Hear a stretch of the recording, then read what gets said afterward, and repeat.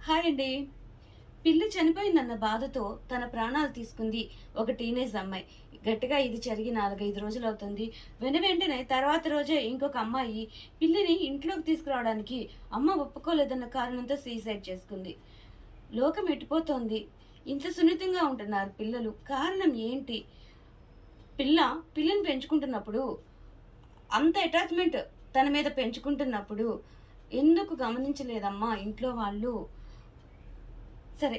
తన అటాచ్‌మెంట్ పెంచుకుంటున్నప్పుడు గమనించలేదు. సరే అది కామన్. ఏదో మన పనుల్లో మనం ఉంటాము. తన పనిలో తను వచ్చి తను ఆ పిల్లితోనే ఆడుకుంటూ అలా తన మీద ప్రేమ, అభిమానం అనేది పెంచుకుంది. కనీసం పిల్లి దూరమైన తర్వాతైనా బిడ్డని దగ్గరికి తీసుకొని కొంచెం ధైర్యం అది చెప్పారో లేదో మాకైతే తెలీదు. మరి పాప అంత ఎమోషనల్ బాండింగ్ ఎలా పెంచుకుందో కానీ ప్రాణాలు తీసుకునేంత స్థాయిలో పెంచుకోవడం అయితే కరెక్ట్ కాదు కదా.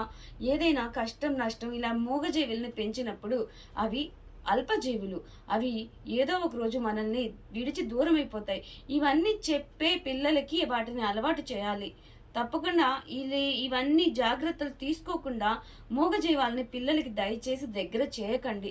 ఇది పేరెంట్స్ ప్రతి ఒక్కరు, అమ్మ కావచ్చు, నాన్న కావచ్చు, ఎవరైనా సరే పిల్లలకి ఈ విషయంలో క్లారిటీ ఇచ్చాకే వాటిని పెంచుకునే ప్రయత్నం అయితే చేయండి. మనం ఎంత ప్రేమగా పెంచుకున్నా, అవి మనలతో ఎంత ప్రేమగా ఉన్నా ఏదో ఒకరోజు అవైతే మనల్ని వదిలి వెళ్ళక తప్పదు. ఆ రోజు నువ్వు బాధపడను అని అంటేనే ఇంటికి తీసుకొస్తానంటూ పిల్లలకి చెప్పగలగాలి. సేమ్ ఇదే